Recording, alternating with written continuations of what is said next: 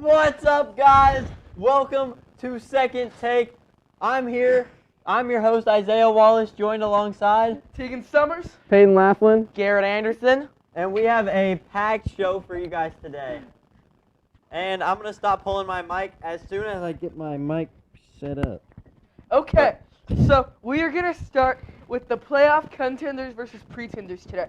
And our first team today is going to be the Dallas Cowboys. We got your team, the Dallas Cowboys, Tegan. All right, are they pretenders or contenders? This is to make the playoffs, by the way. The Dallas Cowboys are pretenders. You watch the Cowboys play, they're just not a good team. They cannot move the ball. Dak Prescott cannot stop turning it over. And the defense is abysmal. One of the worst in the league. You seen that one TikTok song, like, off of, what's it called, about the Cowboys? Yeah, that's honestly facts. Like, they're just not looking good at all right now. Like, and it's not like they're playing good or bad teams. Like, these are very, like, some of these games are very winnable. But, like, they're just, like, not winning. Like, they're just not playing good at all, and I do not think they'll make the playoffs this year at all. Like, I agree with what Peyton said. I don't think the Cowboys are going to make the playoffs. I think they're contenders here. There's not much more than that. All right, I'm going to say they're contenders because I think... Oh, my God. They're not making the playoffs. I got one name for you. C.D. Lamb. They're not. C.D. Lamb is the best receiver in the NFL right now, at least from last week. And he is looking elite. Last year, once Dak Prescott figured out that all he needs to do is throw the ball to C.D. Lamb 20 times a game, things started going well for him. And it kind of fell apart in the playoffs, but we're not in the playoffs. It's just about making the playoffs. 40 fantasy points last week. You can't act like they're not throwing him the ball. Like, yeah, I'm saying they just started. They started in the second half, and then they scored 14 unanswered to end the game. All they needed was one more touchdown drive. I totally understand where Isaiah is coming from. I think C.D. Lamb is such a good receiver, and I think good receivers can make good plays, and good plays is what it takes to win games. He has long touchdowns. He's a special wide receiver because he can beat you with the deep ball and the short ball, unlike any wide receiver in the league right now, in my opinion. You go ahead. All right, and I think he's really special, and it's just if they figure out how to get their ball to their good players, their defense does need to step it up a little bit, but I think they're starting to figure things out. You know, I think they might as well start Dalvin Cook, because it won't make a difference because this running game. All right, let's move on to our next team. All right, next up, we got the Atlanta Falcons, led by Kirk Cousins, coming over from the Vikings this year, along with Bijan Robinson. They look like a good team to me. I'll say they're contenders. I think that they're pretty good. I think their defense is good. I think their offense is good. I think Kirk Cousins is figuring out right now what his identity is, and I think he's figuring out that this Drake London dude's pretty awesome, but he's also figured out that Darnell Mooney is looking really good. He's having a 1-2 combo, almost like Justin Jefferson and Adam Thielen on a Walmart scale. Yeah, I have to agree. The Atlanta Falcons are contenders. They have the second best safety in the NFL in Jesse Bates III. He is dominant, and he's been great since his time with Cincinnati. But you look at that offense, Kyle Pitts is the real X factor there. He had 2 long touchdowns last week against the Buccaneers, who have struggled defensively lately. But still, the Falcons' offense has been booming. They scored over 30 points in 3 of their last 4 games. I do not see that coming to a stop. Kirk Cousins has looked great. I think the Falcons are contenders. I personally think the Falcons are pretenders, personally, because I think the Buccaneers are better, and I think the Saints are going to be better later in the season, and I think the Falcons will just go on a losing streak. But it's a bit of an opinion of mine. What do you think, Garrett? You know what, Peyton? I agree with you. I think the Falcons are the biggest pretenders in the NFL. Their history, you know what they do best? They choke away seasons, and I think that's what they're going to do, the Buccaneers. They went up 2-0 in the series against the Buccaneers. I don't think it's going to do anything because, holy crud, this team does not know how to play against real teams. And that's what it comes down to. Later in the season, I'm just kidding. That's a joke. You know it's not true. You know it's not that true. was a good one, Isaiah. The Falcons are going to do what they always do. Choke away the season. The Bucs are going to win by a game. Bucs are going to win the division by a game. All right. Next up, we got the Chicago Bears, led by rookie QB Zestvest Caleb Williams.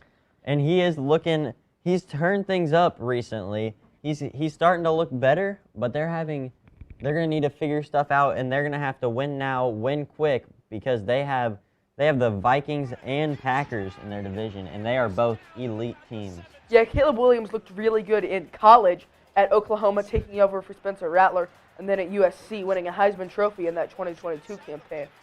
But at the end of the day, a rookie quarterback making the playoffs is something you see once in a generation. We saw C.J. Stroud do it last year, and it looks like we're going to see Jaden Daniels doing it this year. I do not see two rookie quarterbacks in the same conference making the playoffs, and I especially do not see the Bears keeping up this season. Last week we saw them fall to the Commanders in dramatic fashion. I just think the Bears are going to keep losing, and other teams are going to keep winning. The Bears are pretenders. I don't think the Bears are a bad team. Like, I still think they're pretenders, but they're a lot better, like, than the Falcons, in my opinion. I'm just a Falcons hater, by the way. But if you look at their division, they have three, like, basically, like, they have three contenders in their division. Like, they're probably all making playoffs, no doubt about it. Like, Lions are probably going to be number one. Packers are up there. Vikings will be up there. And I just think the NFC is too good for the Bears. Like, I mean, if they're in the AFC, they definitely wouldn't make the playoffs, but... Talking about the Bears, I'm going to say the pretenders. I don't like using that word against a team that's as young as this because they still have a lot of future ahead of them. And they're not going to figure everything out in the first year. Are the pretenders? Yes. I really wouldn't call them pretenders, but at the same time, they are in good shape right now to make the playoffs. I don't think they will. But this team looks really good moving forward. Yep. And then last we have, nobody likes them, nobody knows them, the Tampa Bay Buccaneers. I'm just kidding. I just said that because Shiesty. All right, I'll start here. Don't get it twisted. These Buccaneers are a disaster defensively. Okay. Their defense could not stop the worst offense in the NFL, much less a good team. They are not a playoff team. Then you get a little deeper. You look at their offense. Their star receivers are both injured. Mike Evans is out till after the bye.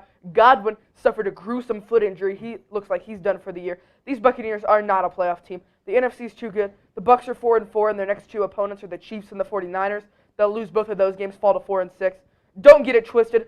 The Bucs are not good. It doesn't matter what anybody else over there says. Maybe the Bucs aren't good. They're pretenders. It doesn't matter what you think, honestly. I think the Buccaneers are always going to be a contender no matter what. I mean, last year we didn't even think they were going to be in the playoffs at all.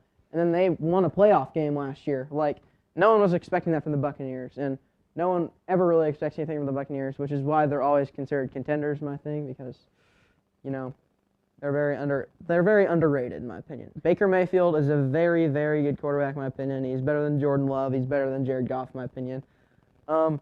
And you saw last week, his star receivers, it doesn't matter. He still, like, absolutely cooked the other team. Like, not even close. Hey, he'll throw it to his tight end if he needs to. You know what? If there's one thing I've learned, especially from trade talks and fantasy football, don't listen to Tegan. The Buccaneers are contenders.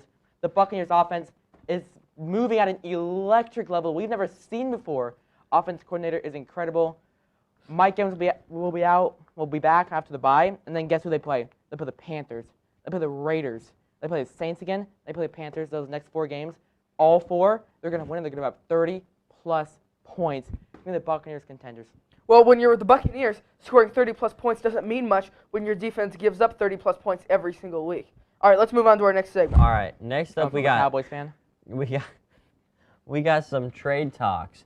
We got Devontae Adams first off. He's gone over to the Jets, and he has underperformed to most people's standards, I believe. I think he's getting outshone by the young talent of Garrett Wilson. And Devontae Adams is washed. We all know it. Like, he's not going to make a huge difference. Garrett Williams is better than Devontae Adams. The only reason I think he Garrett left Williams from is better than Devontae Adams? Sorry, I'm no, pretty not sure Garrett. Garrett Wilson. Garrett Wilson, you know what I mean. Garrett Williams, sorry. I He's a think very the reason- I famous think- guy. I would You know love what? to watch a Garrett Williams try to, beat an NFL corner. Hey. That would be a sight to see. hey, Garrett, I think Garrett he would Williams. 100% Come here, Garrett beat him. Williams. We got to show Garrett him. We got to Williams show is him. the greatest human I know. Shout out to Garrett Williams. You know what? I think the only reason Devontae Adams left dog. from the Jets is from the Raiders is just so we can see Aaron Rodgers. He was playing pretty good in the Raiders, but now he's going over a team where the only reason he went there is just because Aaron Rodgers went there. They have elite, talented wide receiver. I don't know why he left. Doesn't make much sense to me, but He wants a ring. Well, when a player gets traded, they don't have much of a choice. They just get traded by the team, not by the player. It's less Devontae Adams leaving, although I'm sure he wanted to. It's more the general manager in Las Vegas saying, hey, we suck. We have no quarterback. Let's move on from Devontae Adams, pick up some draft capital. Well, and that's exactly what they did. well, at the same time, I mean, I think he kind of wants out when he, requests a trade from the team. That might That might mean something. He wants out, but the next guy on this list, Amari Cooper, he didn't request a trade out of Cleveland. They still got rid of him. He didn't have much of a say, although I am, again, sure he is pleased to head up north to Buffalo. It does not mean that he wanted out of Cleveland. I'm sure he had a home, friends, and family, and I'm sure it is going to be a very tough transition for Mr. Amari. Yeah. I'd rather win a win a ring than have all those things. So. Agreed. All right. And then with Amari Cooper, me and him go way back. So let me take all of you guys back a little bit. Back to college. So back at the beginning of the season, I was in a fantasy draft it was a 24-man draft, right? So I got Amari Cooper and George Pickens in the second round, right? The Dogs. And then this kid named Tegan Summers sees that I did bad. He did bad in the first week, and that boy fleeced me. I got a receiver who doesn't even play. He doesn't play. I got a receiver who's out for the season. For a good wide receiver. Sounds like a you problem. What Let's can I move say? on I to know the what I'm next. doing. Okay, on to the next player. It's Deontay Johnson. He was traded from the Carolina Panthers to the Baltimore Ravens. Zay Flowers and Deontay are going to form a dynamic receiving core. But I'm here and we are running out of time. Let's move on to the final segment, which is the NBA. Yep. This actually isn't the last segment, but this is a pretty short segment. So All right, bruh. we got the Cavs, Celtics, and the Thunder are the only undefeated teams left in the NBA. The Jazz and Pistons both have 0 wins so far. I don't know. Nothing's changed for the Pistons. The Jazz, people thought they had a little more potential than this, I think. I And did. this is just looking bad. And the Cavaliers are looking really good. And the Thunder in their campaign without Josh Giddey are still giddying up to some victories, it seems like. So That was funny. Yeah, I predicted the I Jazz laughed to at finish that. last in the Okay, Western can we talk about Conference. the Orlando You Magic? look at the Jazz.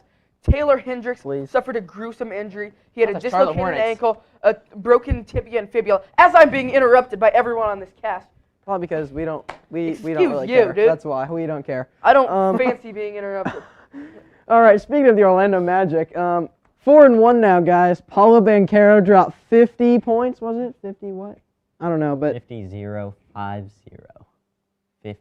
50. Yeah, that's what I thought. But coming out of the half, he was projected to have 74 points coming out of the half. He had 37 points a half, but he kind of regressed. But he still had 50, and that's the most amount of points this season. I mean, coming from a very, very young player, very young star, he's been great. Yeah, like what Peyton said, the Hornets are doing great right now. I don't know the record because I don't watch I was basketball. not talking about the Hornets. Shout out Hornets, Okay. you're doing great. I was talking I about love the you, Orlando LaMelo Magic. Ball. Next in the up. World All right, Series, next the segment. Dodgers hold a 3-1 lead over the New York Yankees. Last night, the Dodgers got ahead a few innings too early. Anthony Volpe hit a grand slam. Then Gleyber Torres and Austin Wells hit bombs. And the Yankees won Game 4 11-4 to stay alive. Now tonight, these two teams will once again face off. We have Garrett Cole on the mound for the Yankees.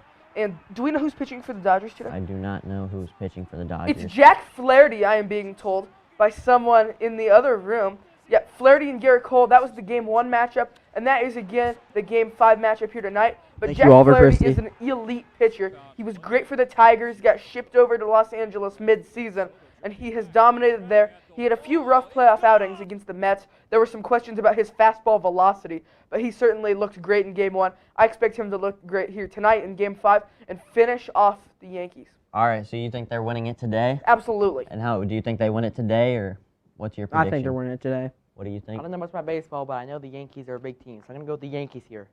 All right. Freddie Freeman, World Series MVP, homers He's again on the tonight. show. All right, and just like Freddie Freeman in Game 1, we had a grand slam of a time here Kidding. today. You blow And it. I'm your host, Isaiah Wallace, joined alongside. Tegan Summers. Peyton Laughlin. Garrett Anderson. And shout out to everyone who watches, especially my sister. I forgot to shout her out last time, so she was sad. We don't need to shout people out. I'm shouting out my sister. No, we don't need to. You're mad. Just end the show already. You're mad. Just We end can the wrap show. it up. Mad. Just We end can the wrap show. it up. It's okay. All right, later, So- sister. Good night. Just end the show. What?